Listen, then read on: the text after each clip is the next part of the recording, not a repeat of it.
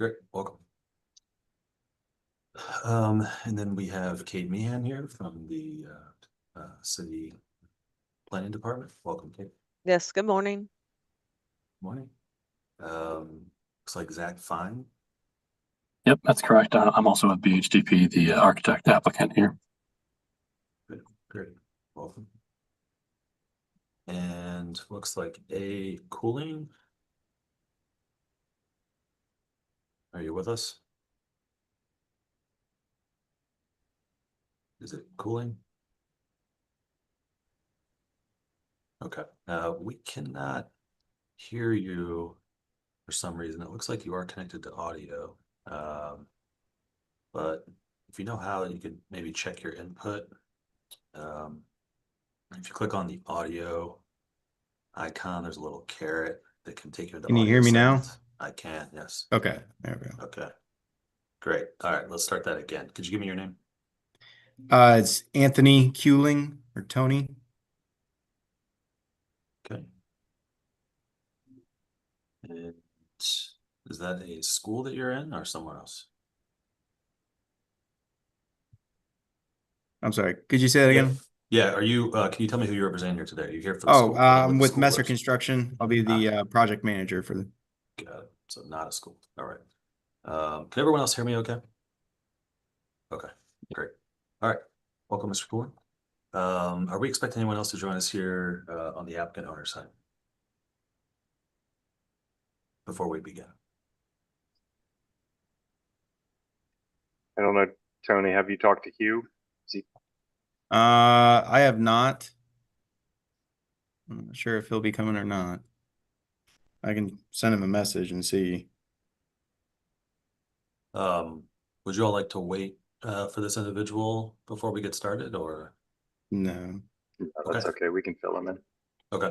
If you text him and he does want to join, I typically will let anyone in at any time during the meeting if they attempt to come into the Zoom. So let's go ahead and get started, and if he joins, I'll let him in. So I need to read through our hearing script. This will just cover the procedure for the hearing, and then we'll get started. So this is the August 20th, 2025 session of the Zoning Hearing Examiner docket. My name is David Sturkey. Again, I'm the Zoning Hearing Examiner for the city. The case before us today is case number ZH20250078. The purpose of this hearing is to allow applicants and any other parties to testify and to offer and refute evidence and testimony. This hearing will follow the rules found in the zoning code and supplemental rules of the Zoning Hearing Examiner. All testimony and evidence that an applicant or any other party wishes to offer must be presented at this hearing.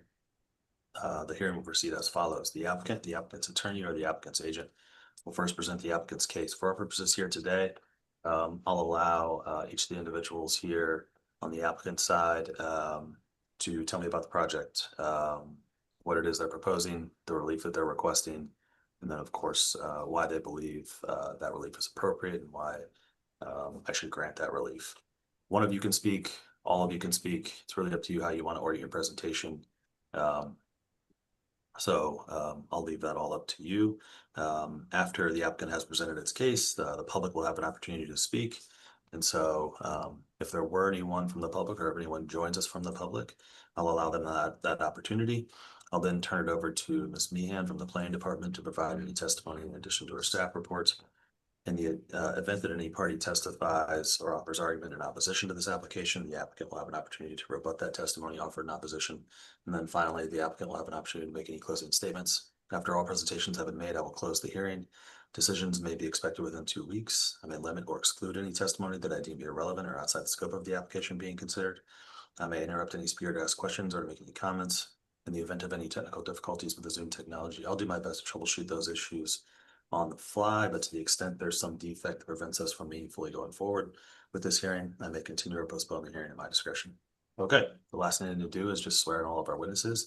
If you intend on providing any testimony here today, making any comments, asking any questions, doing anything other than just strictly observing, then the zoning code requires that I swear you in. So I will do that now collectively with everyone who's going to provide testimony. So if you could raise your right hand, and I need everyone to answer out loud. Do you swear or affirm that the testimony you shall provide will be the truth, the whole truth, and nothing but the truth? I do. Yes. Yes. Okay, great. Thanks, everyone. All right, who's going to be taking the lead here on the applicant's presentation? So I'll pull up here and share the screen and just share some of the submittal materials that we had. Okay. So just starting here with our written statement, so everybody can see that. Really what we're looking for here, I'll zoom in, is just relief for conditional use. So what we're proposing here is it's on the property of Aiken High School. So this will be an accessory outbuilding in the rear yard of Aiken High School. The property in question is zoned as single family SF10T, as you see there. So what we're looking for is listed as a conditional use of education, and it's an existing conditional use. So we're not really changing that. We're just adding an accessory building to what is already being used as an educational school use there. So starting in here, kind of item 1, conditional use. The key point here is that schools, public or private, are listed as the conditional use in the referenced section. So again, no changes there. Zoning, so it's listed as a conditional use, as I said. In terms of being in the public traffic, we are looking at adding any traffic here. Really, at most about 10 people will be using this building at any time, and it'll be students or similar age people who are going in there.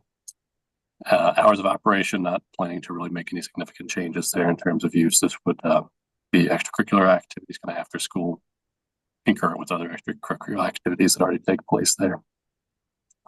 Item 4 here, in terms of neighborhood compatibility, they said it's already a school, so we are not really making any changes there. It seemed to be compatible with the existing neighborhood, as it's been a long-standing use as a school. And in terms of economic benefits, public benefits, I think the organization is a nonprofit that'll be using this facility, and really that's kind of their key goal, right, is to help young people learn some activities outside of school that they can then go on to use in their lives. So, and then just following up, this use is specifically listed in the applicable code there. Right, so I can jump to the drawings that we submitted. Again, this is in the packet that was submitted, just showing here the site plan. So see here, Aiken High School is the existing building. What we've shown in blue down here in that backyard is where we're proposing this accessory structure. So it's kind of an outbuilding work shed that'll be used for those extracurricular activities. Just showing the location, setbacks there. And then as part of this, we did submit a survey. So to here, just showing a survey of the specific site where that building will be located. And then our next page here just shows the kind of general layout of the building. Also in terms of kind of not relevant to the hearing here, but just showing some of the grades and topo here due to the hillside nature of the location. And then we do have some elevations, primarily just for reference here is what the building will look like. Again, everything here should be compliant with zoning. The only relief we're really looking for is just that the conditional use. So I guess I'll wrap up there and see if there's any other comments or questions. Thanks, Mr. Fine. Mr. Graham or Quelling, anything you want to add to Mr. Fine's presentation? No, I think he covered it pretty well. Agreed. Okay. Is this I know you said it was educational or a building for educational purposes. Is it for a classroom use or some other type of educational instruction? So it's called the Urban Wilderness Association. That's the nonprofit that'll be using it. They are basically, it's sort of a wood shop, right, where they'll teach children how to use materials and kind of develop some skills with woodworking. So they build primarily, I believe it's canoes or things like that they can go out and use. So it's part the learning piece of it is to kind of almost like a traditional wood shop that a school would have, but it is associated with really outdoor use at the end of the day. Okay, great. So yeah, I think that's all the questions I have now. Looks like Hugh was trying to join us. I'll let him in. All right, let's go over to Ms. Meehan then. Ms. Meehan, is there anything you want to add to the discussion here?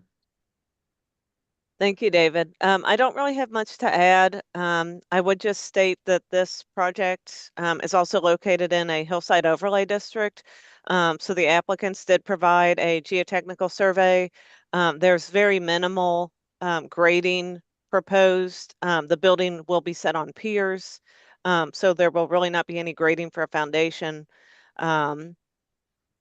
The location is essentially very flat and kind of, if you, in the staff report, I did include some photos that kind of illustrate there is some slope sloped area to either sides of this building, but where the building is going, it will be relatively flat. So they do meet all of the hillside requirements, and no relief is needed for any of the hillside requirements. They do need the conditional use approval because the addition of the new urban wilderness building will be considered an expansion of the school use. So that does require conditional use approval, which is why we are here today for this hearing. I would just add, I did have a couple of, I think 2 or 3 phone calls or inquiries about this project from people that live close to the school. The main thing they were concerned about, I believe, is where the location of the building was. I guess there is a creek that runs along behind the school.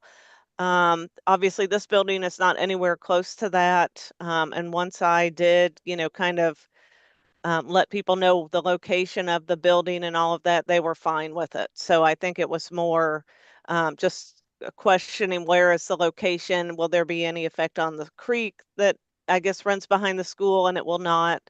Um, so once I again explained where it would be located, that seemed to be acceptable, and they did not have any additional comments. Okay, great.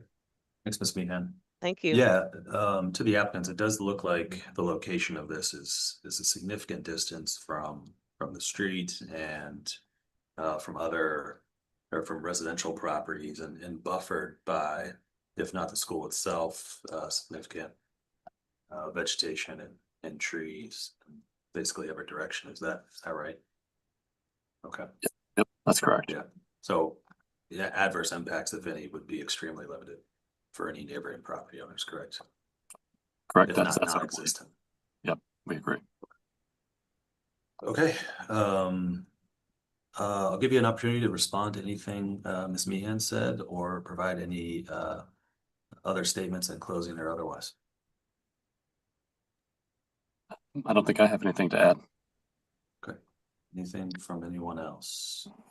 Just that in the early planning for this, when it was just a vision, we did engage some of the neighborhood folks as well as the school themselves, and everybody was very supportive.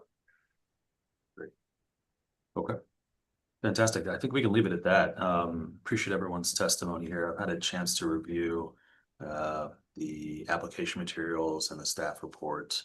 Based on that, and based on the testimony that I've heard here today, I think it would be impractical to strictly enforce the zoning code to this application. And so I am going to approve the project. I need to formalize that approval in a written decision. I think a few of you have been through here before and are familiar with that process. As soon as I finish that, I'll put it into a PDF. I'll email it to everybody in the hearing here today, so you'll have a copy of it really just moments after it's complete.